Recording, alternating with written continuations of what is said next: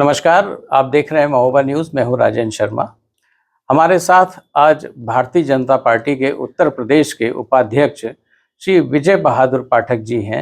हम उनसे आज कुछ बातचीत करेंगे। नमस्कार जी। महोबा आपका जो प्रवास रहा है, आज का आपका आने का प्रयोजन मुख्य रूप से प्रधानमंत्री की मन की बात के कार्यक्रम को यहाँ पर संयोजन था। तो उस मन की बात से आज क्या प्रेरणा मिली है? देखिए, मैं संगठन का कार्यकर्ता हूँ और संगठन के कार्यकर्ता के नाते उत्तर प्रदेश में मन की बात का जो कार्यक्रम है उसका संयोजक हूँ प्रदेश का। और प्रदेश के संयोजक के नाते जहाँ भारतीय जनता पार्टी का कार्यकर्ता प्रत्येक बूथ पर मन की बात सुनता है, वहीं आमजन भी मन की बात सुनते हैं। तो हम एक जनपद का एक स्पॉट तय करते हैं जहाँ की तैयारी करते हैं, और वो प्रधानमंत्री की जो मन की बात होती है, जब वो ब्रॉडकास्ट कर रहे होते हैं, उसमें वहाँ की पिक्चर पैच होती है सुनते हुए। तो उसी के निमित्त आज कानपुर क्षेत्र में कार्यक्रम था, तो कानपुर क्षेत्र में महोबा तय किया। महोबा में यहाँ के कार्यकर्ताओं ने योजना रचना की और हम सब कार्यकर्ताओं के साथ मिलकर बैठे। स्वाभाविक रूप से इस बहाने मैं उस जिले में जाता हूँ, कार्यकर्ताओं से मिलता हूँ, क्योंकि मूलतः संगठन का व्यक्ति हूँ, तो संगठन निर्माण हर काम में मूल है, तो उसके तहत ही आ रहा हूँ। और प्रधानमंत्री की मन की बात में के बारे में जो आपने पूछा, वो तो अथाह है। अगर आपके पूरे ब्रॉडकास्ट में मैं कई घंटे बताऊं तो भी प्रधानमंत्री के मन की बात के जो आपने पूछा। लेकिन इस बार का ही यदि हम सवाल लें, इस बार भी उन्होंने कहा वोकल फॉर लोकल। त्योहार हैं, उन त्योहारों में स्थानीय उत्पादकों, उत्साहवर्धन और स्वदेशी वस्तुओं का प्रयोग। पहले भी स्वदेशी आंदोलन चले, लेकिन आज स्वदेशी की सार्थकता को आम जन भी महसूस कर रहा है। इसलिए जब प्रधानमंत्री कहते हैं तो इंस्पायर होते हैं। चाहे दिवाली पर दिए हों, त्योहारों में कपड़े पहनने हो, जो बाकी चीजें हों, लोगों को उपहार देने हो, सब में स्वदेशी का मूल चिंतन लोगों के बीच में आया है। और जब इस बात को प्रधानमंत्री कहते हैं, जब वो ये कहते हैं कि सशक्त भारत, समृद्धशाली भारत, तो ये कल्पना, ये जेहन आम आदमी की है, जिसको प्रधानमंत्री आवाज देते हैं इस मन की बात में। और ये अकेला ऐसा प्रोग्राम है जो लगातार 125वां एपिसोड था, 125 पर लगातार 125 एपिसोड तक बिना कोई राजनीतिक बात किए। भाई ये तथ्य है ना, प्रधानमंत्री भारतीय जनता पार्टी के कार्यकर्ता है, संघ के स्वयंसेवक, पर वो भारत के प्रधानमंत्री है। और प्रधानमंत्री के तौर पर एक नॉन पॉलिटिकल कार्यक्रम, आम जन से जुड़कर बात करना अपने आप में एक बड़ी बात है। उस 30 मिनट के कार्यक्रम में प्रधानमंत्री जी उन खिलाड़ियों का उत्साहवर्धन करते हैं, उन विधाओं के बारे में चर्चा करते हैं। निश्चित तौर पर देश जानता है, देश को अवसर मिलता है। और त्योहारों के बारे में तो आज भी कहा ही उन्होंने, कहा ही है जी। महोबा बुंदेलखंड का एक बहुत प्रमुख नगर है। प्राचीन वर्षों, लगभग 1000 वर्ष पहले के मॉन्यूमेंट्स यहाँ पर मौजूद हैं। पर्यटन की दृष्टि से महोबा का और विकास होने की संभावना ज्यादा है, इसमें क्या कहेंगे? देखिए, मैं आपकी इस बात से सहमत हूँ। उत्तर प्रदेश और उत्तरांचल, अब उत्तराखंड हुआ, पहले एक था, तो हम पे पहाड़ था, हम पे नदी थी। लेकिन जब उत्तरांचल उत्तराखंड बना, तो उत्तर प्रदेश के सामने, क्योंकि 4 धाम की यात्रा भी हुई थी जी, उत्तर प्रदेश के सामने जो टूरिज्म से रेवेन्यू था, जो धार्मिक पर्यटन था, उसको वूम देने का अवसर था। और जब ये परिस्थिति बनी, मैं आपको पिछले 2000 की जब उत्तर प्रदेश और उत्तराखंड का बंटवारा हुआ, मैं उस तरफ ले जाना चाहूंगा। तो एक चुनौती थी, और चुनौती थी तो कैसे हम यहाँ के जो प्रसिद्ध स्थल है उनको पर्यटन के लिए बढ़ावा दें।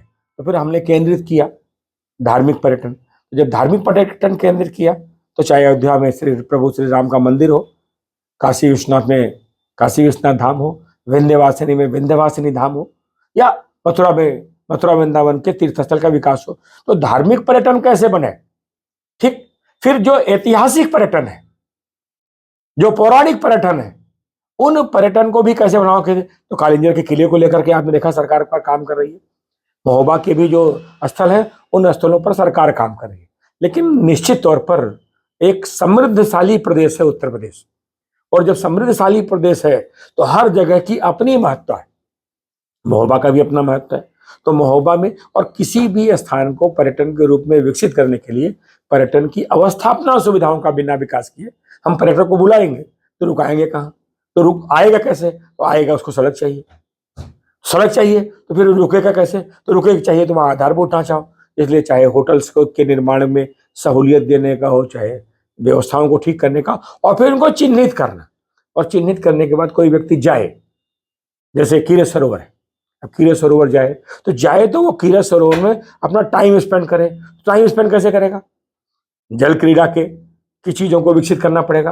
वहां पहुंचने के बाद जो आदमी 1 घंटा 1.5 घंटा घूमेगा तो स्वाभाविक उसको रिफ्रेशमेंट चाहिए, तो ठीक से रिफ्रेशमेंट मिले। तो इन सब चीजों में हम समग्रता से विचार कर रहे हैं। हम ये नहीं कहते कि हम कर चुके हैं, लेकिन असीम संभावनाएं हैं, और उन सभी संभावनाएं में क्योंकि पूरा उत्तर प्रदेश बड़ा प्रदेश है, सभी जगहों पर करना है, तो काम जारी है। महोबा भी उसमें से एक है। कुछ चीजें हुई हैं और चीजें होनी चाहिए, मैं इससे सहमत हूँ।